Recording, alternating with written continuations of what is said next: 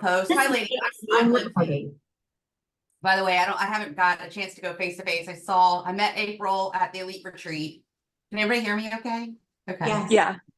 So I just want to jump in. I'm sorry to take over, but there's a post about if you want to, hear an April Fool's joke, and you kind of go to the next slide, and it's saying that an April Fool's joke is your Zestimate, kind of joking about, a way to just to kind of bring that into play. But that one I did find was pretty funny, and I'll post on it. But without being disrespectful at the same time, it's more of like a, your home is worth, and I have my opinions kind of conversation thing. But with everything going on, we're all front loading doing our stuff, and you got the NAR stuff, you got the comments, questions. I just came from a panel thing with that, and so at least kind of bringing a little bit of light into the Zestimate world. That's a good one. We still have people joining, so I'm just actively getting everyone in here. And we'll get started here in just a couple minutes. Has anyone else seen any good April Fool's jokes so far? I'll never forget, in college, I was working and my roommate called me and told me the apartment was on fire. And I left work in a rush, freaking out. Like, I really thought our apartment was on fire. And I got there and they're like, they had forgot they even told me that. That's just mean. Panic. It was so mean. I mean, but then they're like, well, we got you out of work. So yeah, they're supposed to be fun. That's one thing I remember with my kids. We're like, they're supposed to be funny that you laugh about. Not one thing I did a couple of years ago, those for sale signs, I put them in a couple friends' yards early in the morning, and that was funny. Like, that did get some good laughs.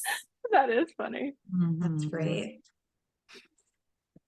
All right, well, I'm still getting people in the room, but we'll go ahead and start just so we don't run out of time. So I brought Christine in today to talk about branding, and I don't know if any of you guys were on the call the last time we did this, but she has done an incredible job with building her brand. And I know a lot of us are in the process of, updating our buyer guides and making sure all of our marketing material is what we want it to be for, the changes with the NAR settlement. So I thought it would be a good time to kind of bring her back in and talk about branding, so that we can make sure as we're creating these things and we're, repeating, what other people have already done and sharing, that we're just kind of really making it our own and identifying with our brand and the image that we want to portray. And so I will hand it over to Christine and let her get started. Oh, really quickly too, if you guys have questions, you can ask them directly after each slide. She'll ask for questions so you guys can get a chance to talk, because sometimes they get lost in the chat. So we're probably just gonna have you guys ask them out loud instead of in the chat, if that works. So, all right, Christine. Thank you. It's more fun to be interactive too. So if you have questions, please participate. I don't know, feel free to raise your hand. Were any of you guys on the last call? Okay. A couple. Yeah. Awesome. Is there anything today, before we kind of get into it, that are sticking points for you as far as branding, incorporating your brand in your marketing and how you show up? Is there anything that kind of jumps out at you, or questions that you have about it?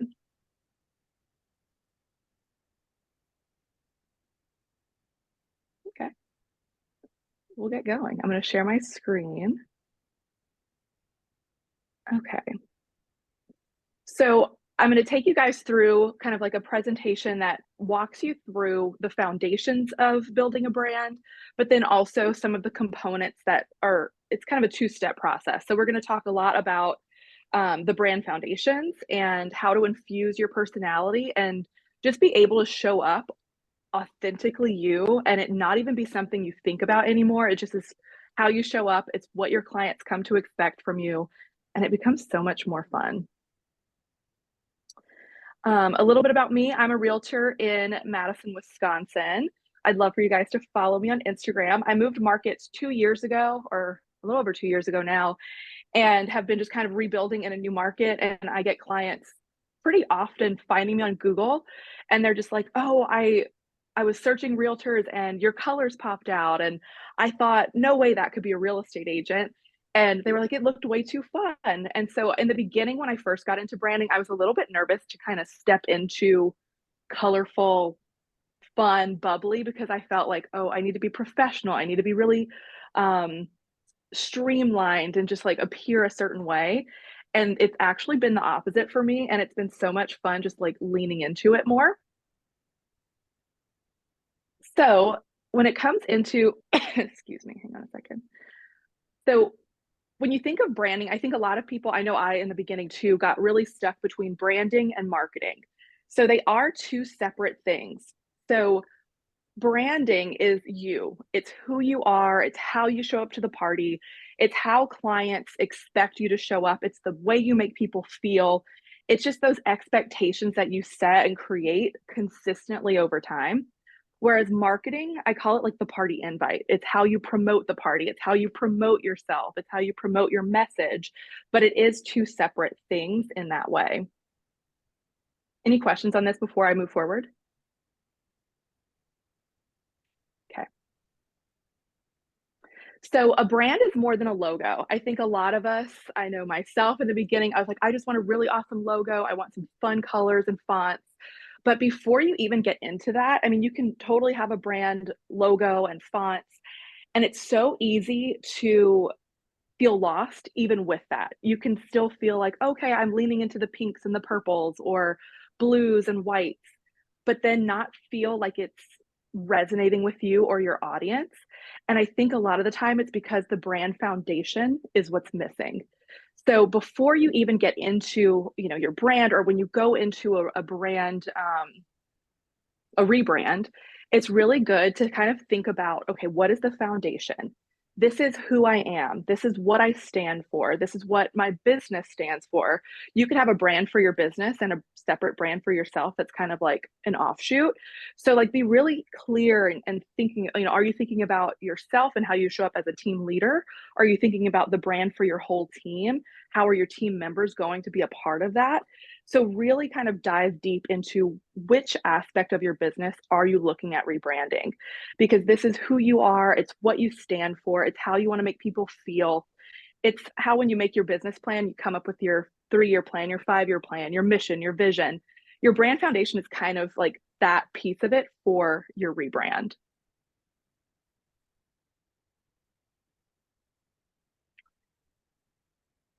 So this next slide is building on that brand foundation. What makes you different? I think that is the number one, like everyone says, find a niche. You know, what is your niche? What makes you different? And instead of thinking about how you're different from other people, come from a place of what is it specific about me that I love? What is it that I have in common with other people? What are these connection points? Because whenever you show up as who you are and you're putting this out into the world and you're creating a brand menu and you're showing up authentically, people will connect with that. So I just included some of my own like connection points, so to speak. And so for me, I'm a military Navy veteran spouse. I moved to Madison so I can really resonate with relocation buyers. I have dogs. I'm a first generation college grad. My family, I'm the first one of all my family members to go to college. You know, what are those things for you? Are you a runner? Do you have kids that play soccer? You know, those little components of your life is what is going to connect you to people. And then whenever you're sharing on social and you're putting your marketing out there, but you're sprinkling in some of these little connection pieces, people are going to just really, really connect with it and feel like they know you. And so when they reach out to you, they already feel like they know you, they already trust you. And it just makes moving through that process and finding your ideal client so much easier. Any questions on this, or anyone want to throw out any of your connection points or ways that you're confused on how do you incorporate pickleball or that sort of thing?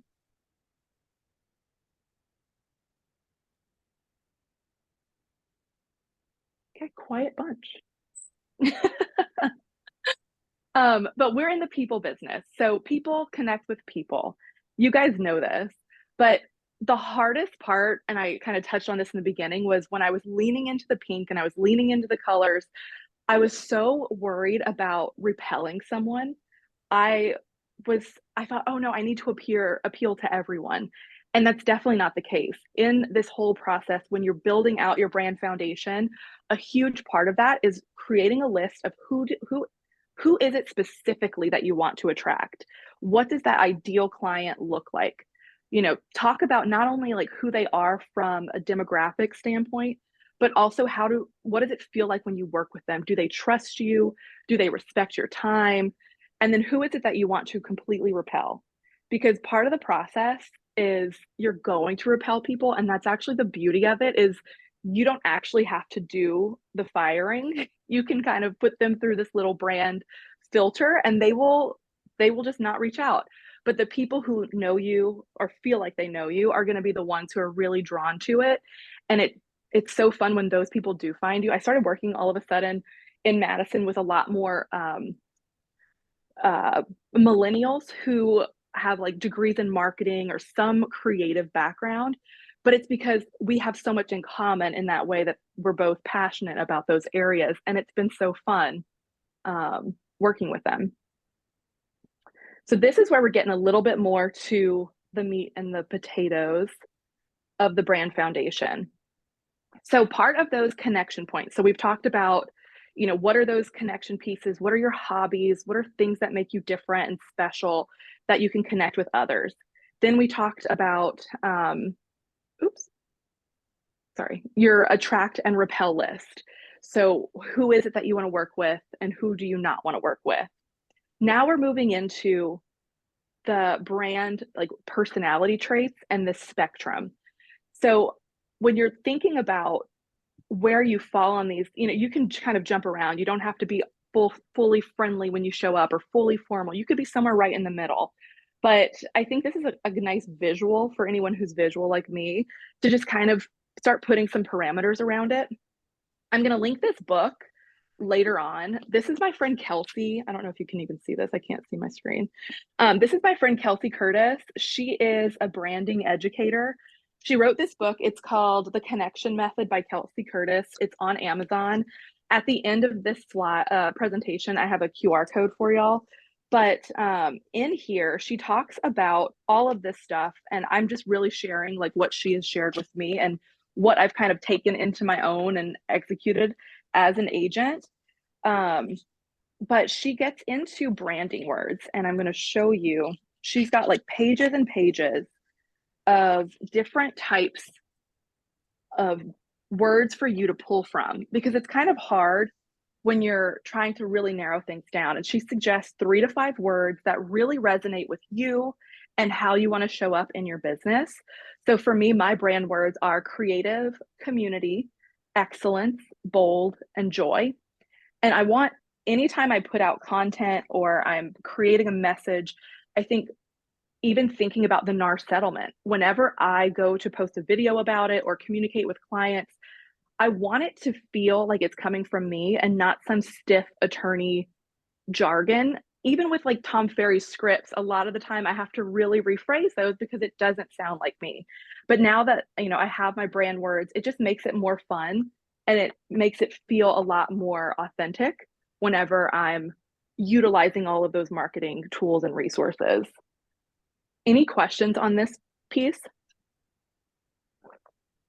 Or maybe not questions, but like, I think it's what are some of your excellent. brand words? Oh, thank you, Anne.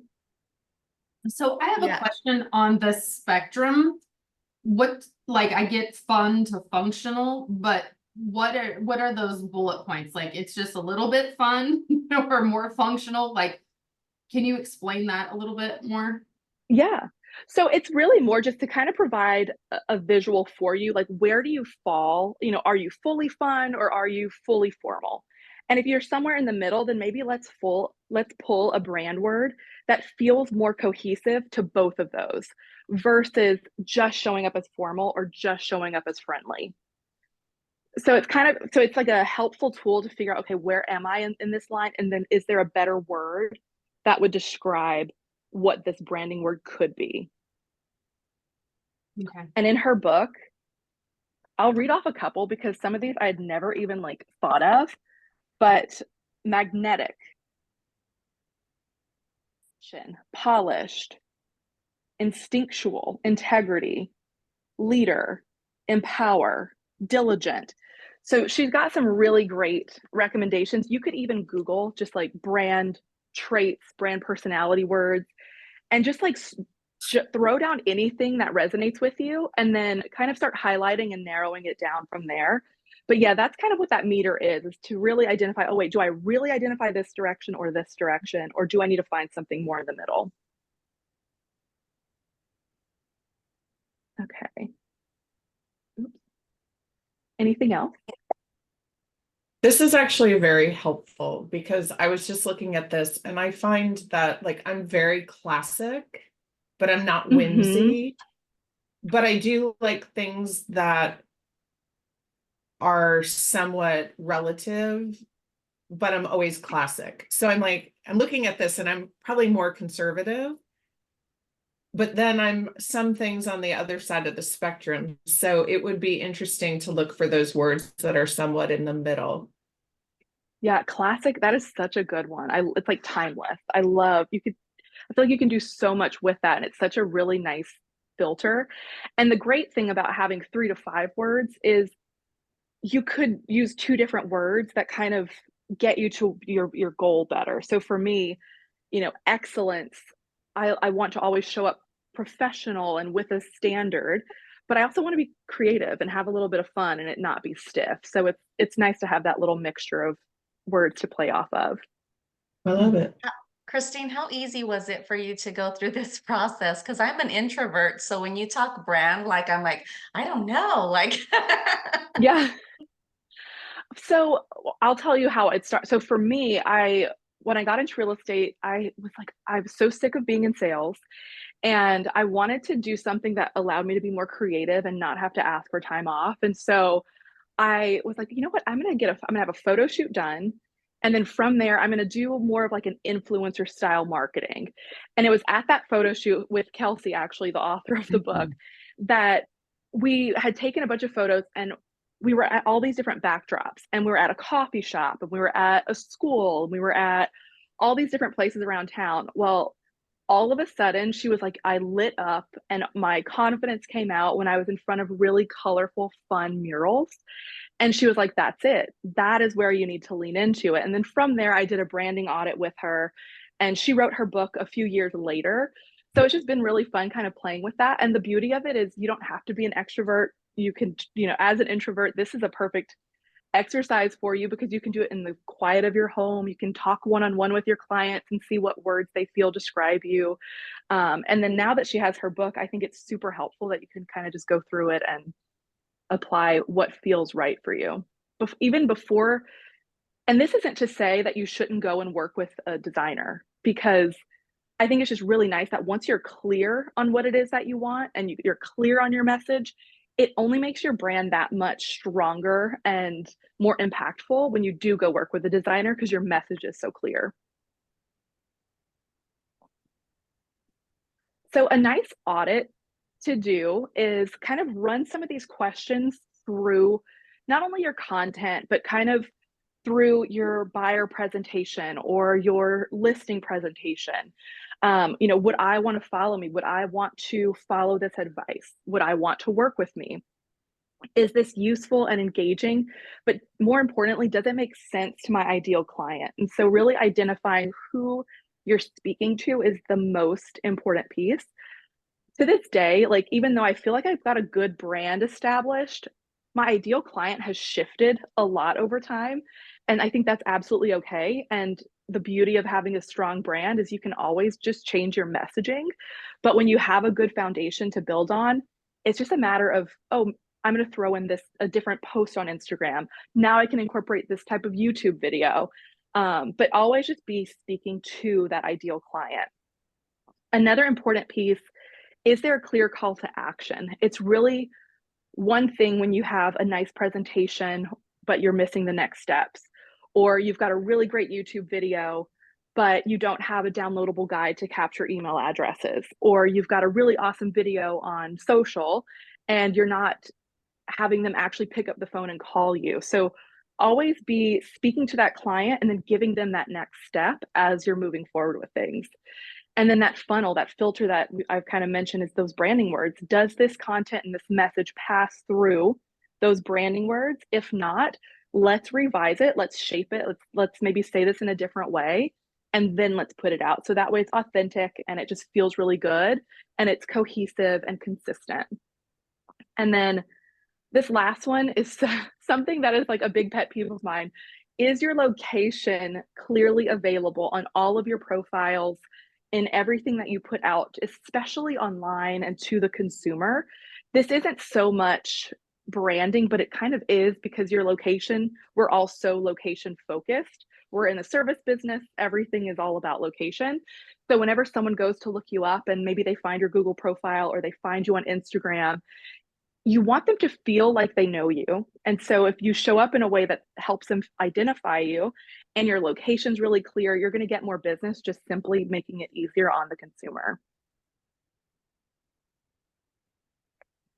Ooh, any questions on, oh, I just met, hang on a second, guys. Okay, can you still see my presentation? Yeah, okay. Yes. Any questions on that last tidbit, the audit? Okay.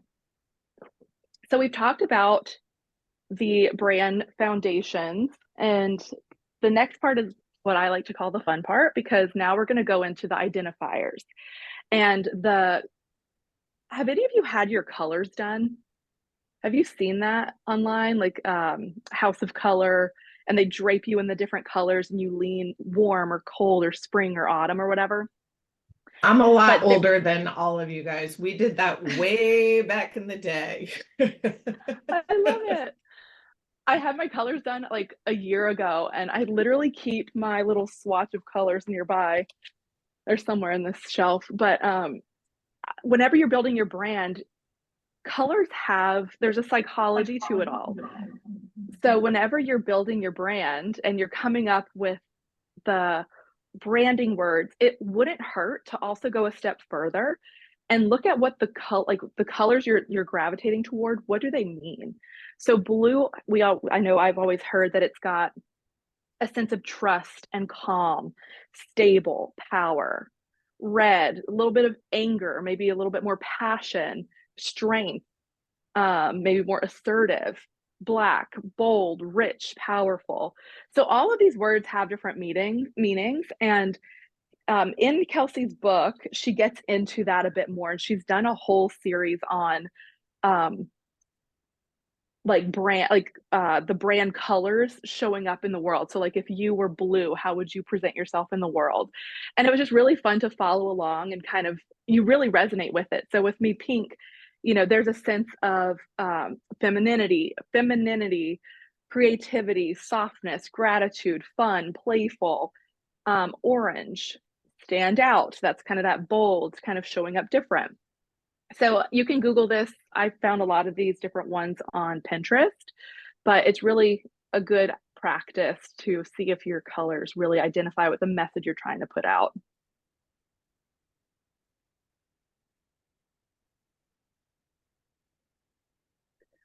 And then as you identify some colors that really resonate with you, you can go into Pinterest and start pulling inspiration.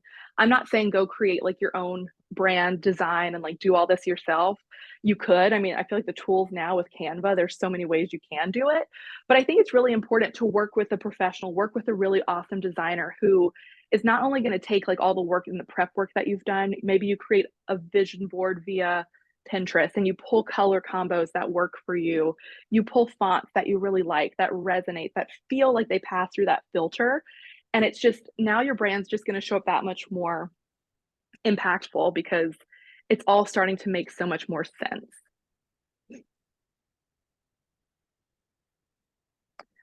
Another area for us, especially as real estate agents, to incorporate our brand is in like branding photo shoots and when we're shooting videos and reels.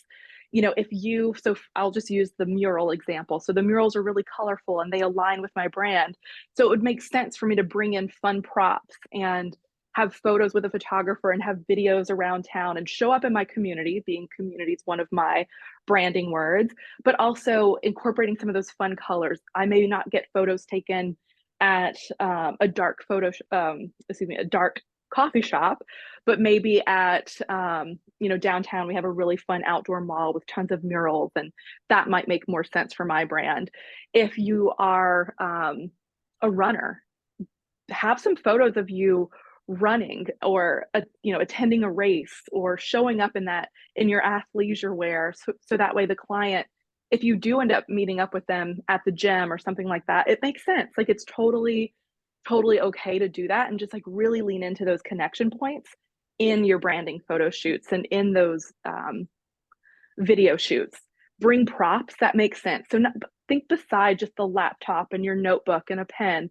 I have this, it's so dumb, but it's like this pink phone. It's just like fun and colorful and I don't know, just total throwback. And I've incorporated it in so many of my different photo shoots just because it was something fun and different, and people have kind of come to recognize that.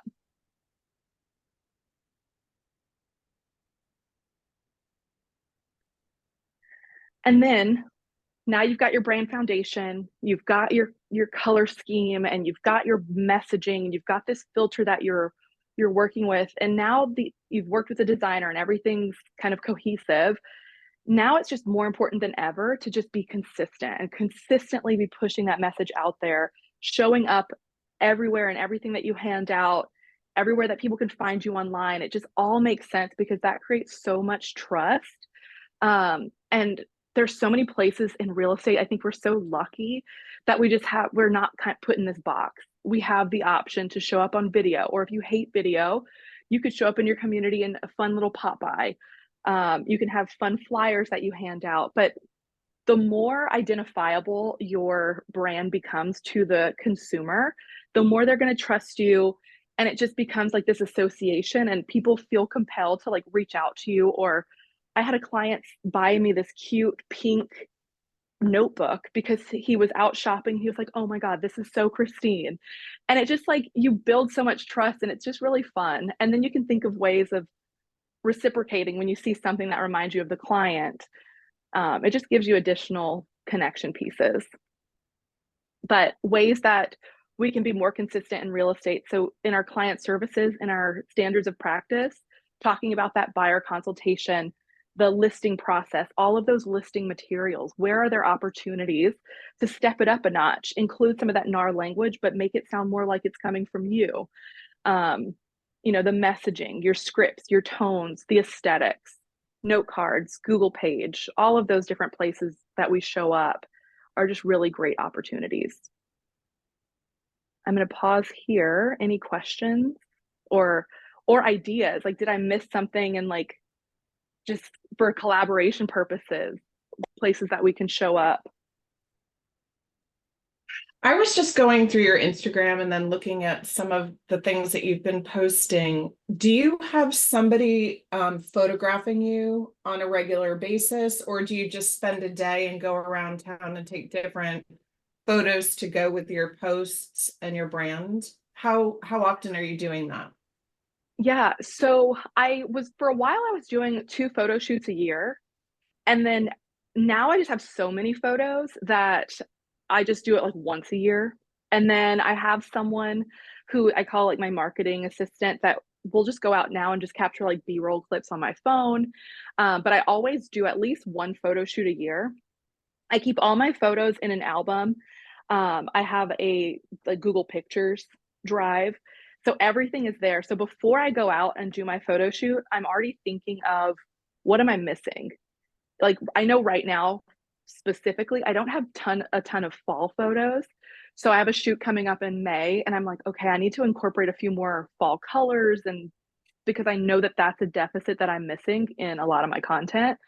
So I just try to do a lot of forward thinking and see where the gaps are and try to fill those whenever I have the shoots coming up. Thank you. Yeah.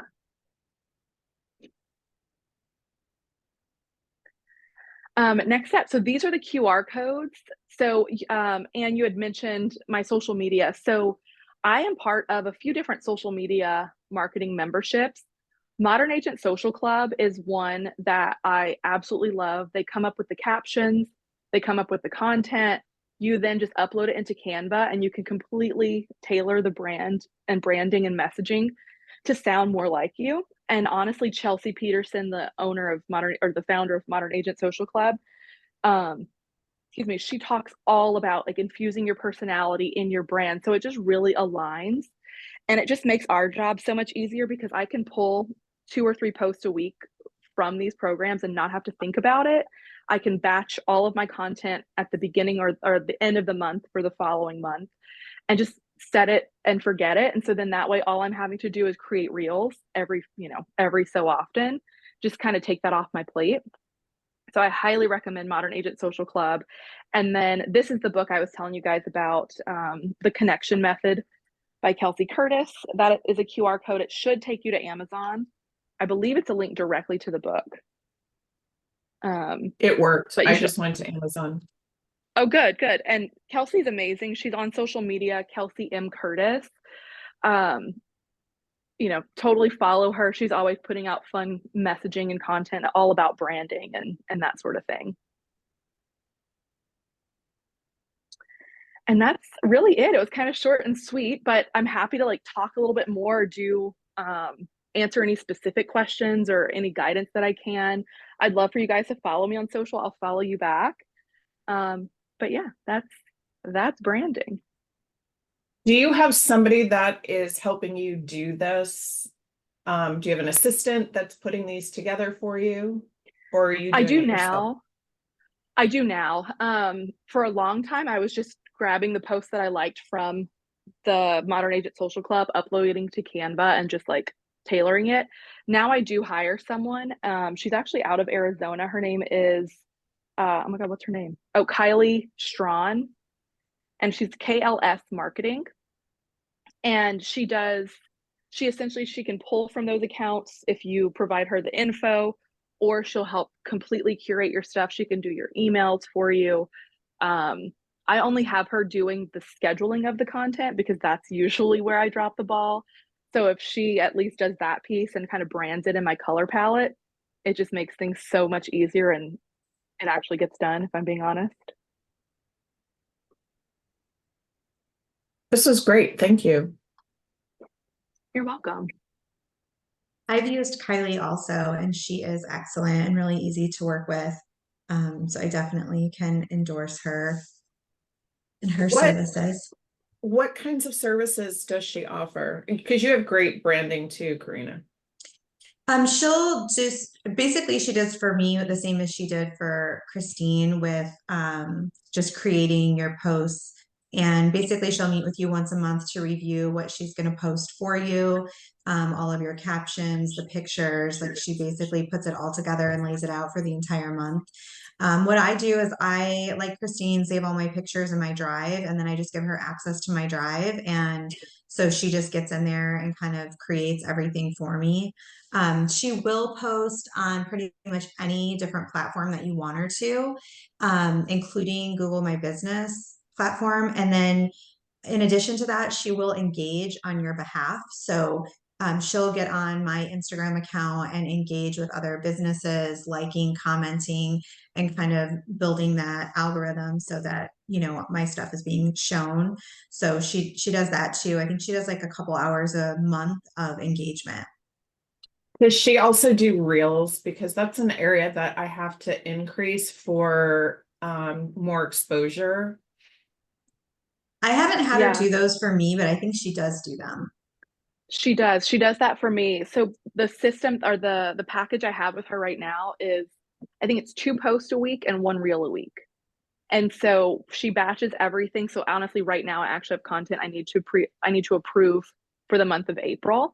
And I just essentially share an album on my phone with a lot of the B-roll clips that I have of me out in the community. And so she has access to my professional photos, those videos, and then they just put it all together for me. Love it. Yeah, I mean, she makes it so easy. She sends you like an email with all the captions. You can kind of edit and tweak those as you feel. And then she just schedules and posts, and it's been the best investment.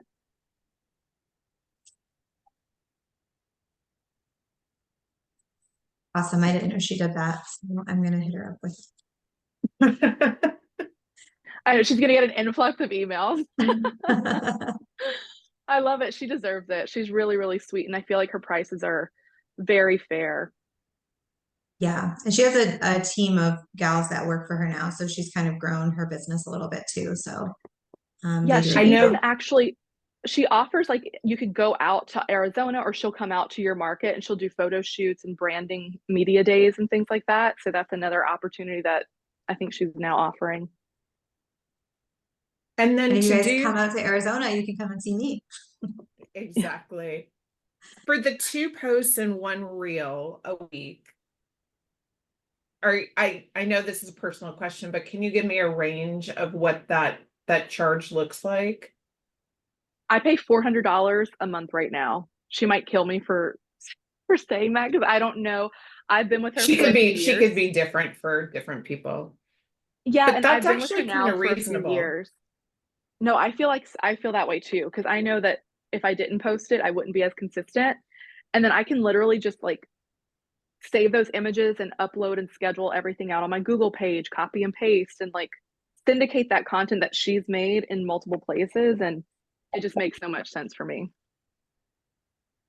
And your photo shoot that you did, sorry, I'm asking all these questions because this is No, it's actually fine. on my business plan for this year. So the timing has been perfect for me. Oh, good.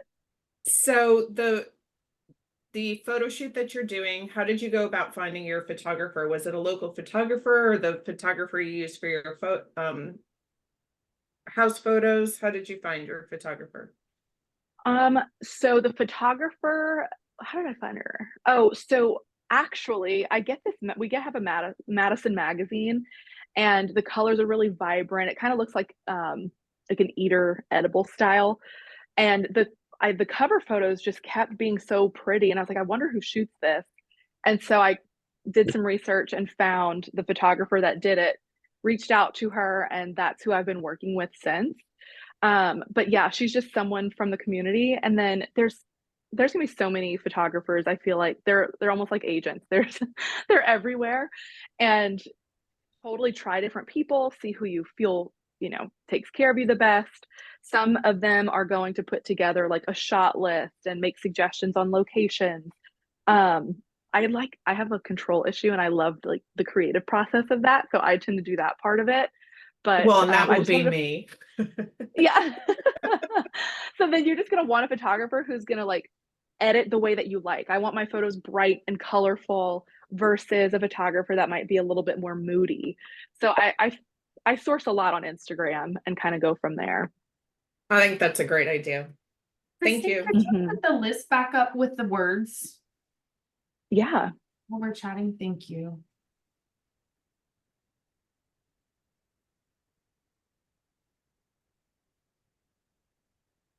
And these were some, I think for the presentation's sake, I think I did a Google search and then pulled from where it just felt like it made the most sense. You could also probably look at Pinterest would give, I imagine, a ton of ideas and inspiration.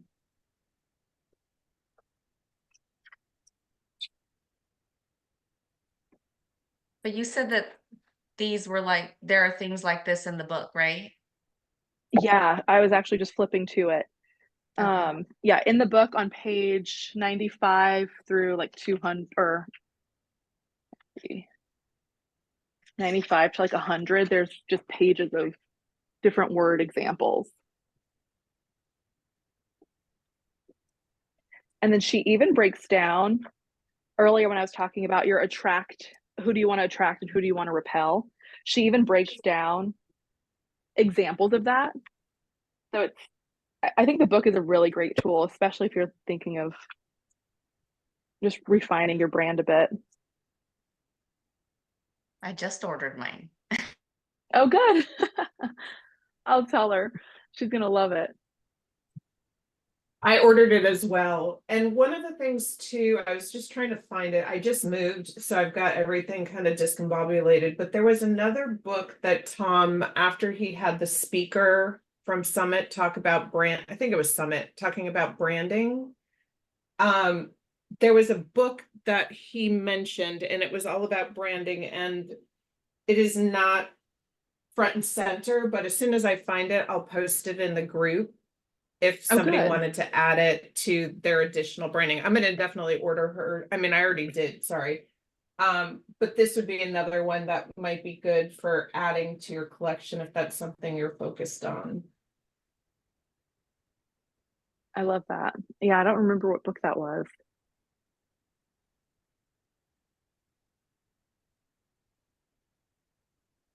All right. All right. Do you have any other questions or anything else you guys want to talk about? We still have about 20 minutes. So I know that there's a lot of changes and stuff going on right now. So does anyone want to ask any questions or mastermind on any other topics?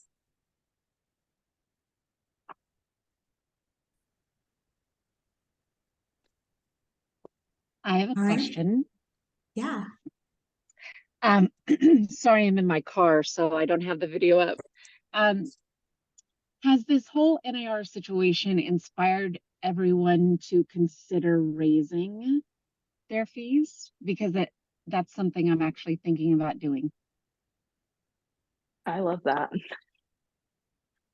I think there's been so much conversation around agents, not being worth X, Y, and Z. And I know Tom has presented, or some of his counterparts have presented different flowcharts and saying, this is what I do. Here's the 90 things I do. Here's the 23 things I do when I'm listing, da, da, da, da, da. But it really got me to thinking, and I think I'm going to go on a push on social media and say, this is what they're leading you to believe. There's a lot of misinformation out there as to what we do. But if you want access to me in the evenings, first thing in the morning, on the weekends, on holidays, and I'm going to be mama bear for you and represent you so that you get the best property at the best price, or you sell your house quickly for the most amount of money, whatever the situation may be. When you want the best, you're going to pay for it. And this is what I'm thinking about. Like, here are my fees. This is what I do. I don't know. I guess I'm just wondering, has it inspired anybody to consider raising, what they charge? I love think that for me, perspective. yeah, I love that perspective and I love that idea. I think for me personally, I'm kind of waiting to see like what is actually finalized, what our state comes out with as far as like the forms they require, how things are looking and structured before I make any like final decisions on like what, my pricing is going to look like or what I'm going to be presenting. Just because I just want to make sure that I don't like spend a bunch of time and effort on like creating something and then what's finalized like blows it up and then I'm like, okay, that was a huge waste of time. So I feel like for me, I'm just kind of sitting tight and sticking with what I've been doing until we have more information. But I have thought, it has crossed my mind that that is like a benefit of all of this for those who really, offer a lot of value, right? And it really allows a space to like set ourselves apart from others. But yeah, Karina, I'm with you. I'm gonna wait until we figure out what the state's gonna do. Well, and I realize too that nothing's in stone as of this time, but I do think moving forward, either it's more of a concierge kind of presentation where I'm going to say, oh, you want to negotiate, then these are the things that I will do, and then these are the things you're going to pay for. Does that make sense? So, Mm-hmm. if I'm going to be, if we're going to negotiate on my commission and my perceived value, then here's your responsibility. Here's our partnership. Here are the fees that I'm going to cover, or here are the things I'm going to cover in my fees, regardless of what happens in July or beyond July. And then here are the things that will not be included, but I'm going to set you up for success because you're going to use my photographer, but you're going to pay for the photography. You can use my videographer, but you're going to pay for the videos and that kind of thing. Because I guess just with everything that has come out, and luckily I feel as if my sphere appreciates my value. And I don't think it'll be a huge conversation with the people in my sphere. It's going to be the people they refer me to or the people who find me on social media. I don't know. I guess I've just been inspired to say, you know what, I am worth more actually. So I just thought I would throw that question out there. I love it. It's definitely helped me in listing appointments recently because I think it was last Friday I was texting some ladies from this group actually. I had the NAR discussion 3 separate times, once with a buyer and with 2 separate sellers. And I was just like, oh, I was drained by the end of the day. But the beautiful part that came out of it was they saw my value more than ever because they were so confused going into it that they actually were like, oh my God, I would have totally gone about this the wrong way and potentially not made as much money on my home because I could have almost sabotaged. So I think it's giving us a really great opportunity to just like really reevaluate everything. Yeah. And that's what I'm doing too, is just trying to do I sound echoey? You have to, I think if you have, are you watching on your phone and your computer? No. So real quick, but I'm just trying to also educate more and not talk about the settlement, but just remind value.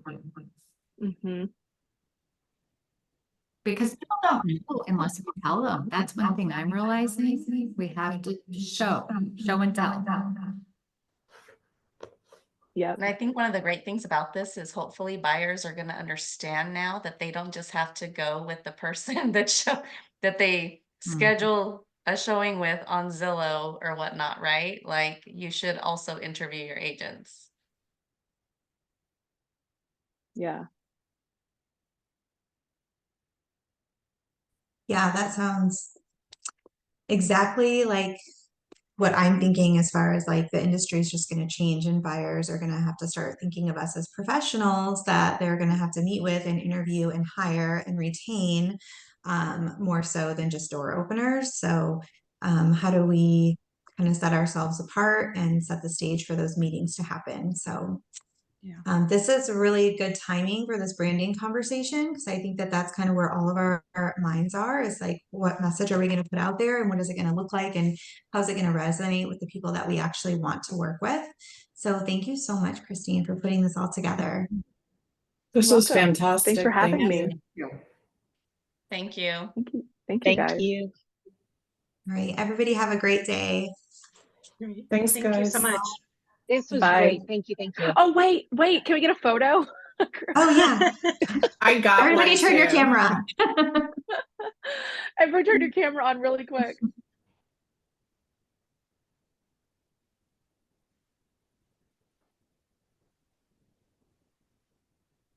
Got it. I'll tag as many of you as I can. All right. Thanks, Christine. Thanks again. Much.